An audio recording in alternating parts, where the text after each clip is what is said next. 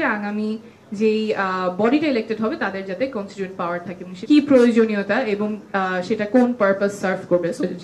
যারা নারী আসনে আসবেন তারা যাতে সরাসরি নির্বাচিত হয়ে আসেন, অর্থাৎ ওনারা বুঝেই বলছেন আপার হাউস পিআর হলে কি কি প্রয়োজনীয়তা এবং সেটা কোন পারপাস সার্ভ করবে। সো খুব স্পষ্টভাবে এখানে আসছে যে রাজনৈতিক দলগুলো এখন পর্যন্ত যে স্ট্যান্স আছে সেটা জনগণের আকাঙ্ক্ষা খুব বেশি একটা প্রতিফলিত করতে পারছেন না, তারা আস্থা পাচ্ছেন না এবং তারা সংস্কারগুলো খুব তীব্রভাবেই চাচ্ছেন।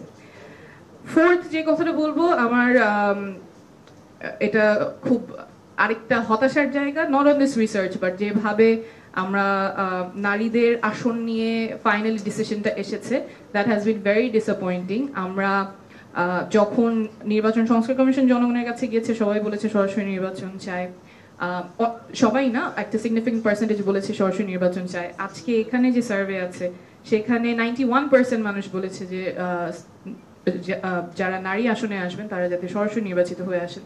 আমি নিজে যখন ক্যাম্পেইন করেছি সব জায়গায় মানুষের খুবই রিজাউন্ডিং একটা ওপিনিয়ন যে আমরা আমাদের নারী সাংসদদের সরাসরি নির্বাচিত হতে চাই। এখন বর্তমান যে পদ্ধতি আছে যেখানে মনোনীত হচ্ছে দলের নেতাদের দ্বারা, তখন অ্যাকাউন্টেবিলিটিটা দলের নেতাদের প্রতি থাকে, জনগণের প্রতি দায়বদ্ধতার জায়গাটা থাকে না।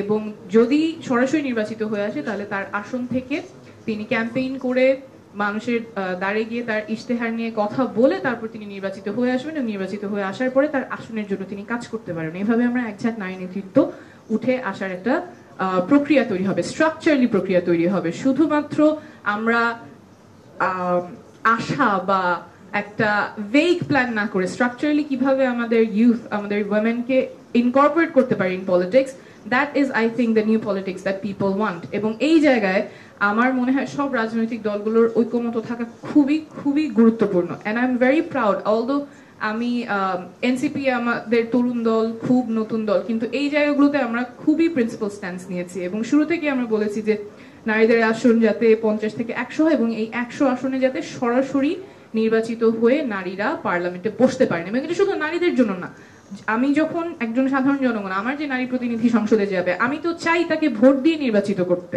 আমার কেন সেই এজেন্সিটা থাকবে না যে আমার কোন নারী জনপ্রতিনিধি সংসদে যাবে আমি কেন চুজ করতে পারবো না। আপার হাউস পিআর এবং এখানে যে আরো যে সংস্কারের কথাগুলো বলা হয়েছে, এক ব্যক্তি এক পদ, এই সবগুলো জায়গায় I'm very proud to say National Citizen Party has taken a very principled stance এবং জনগণের যে আকাঙ্ক্ষা সেই জায়গায় আমরা থাকতে পারছি। কিন্তু এটা শুধু একক দল বা একক ব্যক্তি থেকে তো আর আসবে না, সব রাজনৈতিক দলগুলো যাতে ঐকমত্য হয় এবং সেই জায়গায় ঐকমত্য কমিশন অনেক ডিফিকাল্ট একটা কাজ করছেন।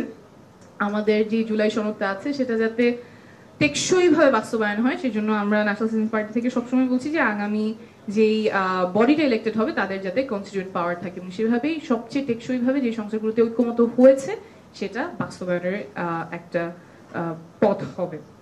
আমি ফুল যে রিসার্চ পেপারটা আছে, I look forward to reading that, but thank you once again to BEI এত সুন্দর একটা আয়োজন করার জন্য এবং আমরা জনগণের পালসটা বোঝার জন্য এরকম আরো বেশি বেশি যাতে রিসার্চ অর্গানাইজেশনস গুলো কাজ করে, আরো বিভিন্ন স্টেক হোল্ডারদের সাথে, স্পেশালি একটা হয়তো মিসিং ছিল যে শহীদ পরিবার এবং আহতদের যদি ইনক্লুড করা হতো, এবং এজ রেঞ্জটা আমি ঠিক শিওর না, ইফ ইট ওয়াজ 18+ তাহলে তার আরেকটু আগে থেকে, কারণ আমরা যখন জুলাই পদযাত্রায় গিয়েছি তখন 14 বছর 15 বছর বয়সী ছেলেমেয়েরাও রাস্তায় নেমেছে, ওদের পালসটা কি সেগুলো যদি বোঝা যায় তাহলে হয়তো সবার জন্যই সুবিধা হবে যে আমাদের আগামী বাংলাদেশটা কোন দিকে নিলে it will serve everybody's purpose.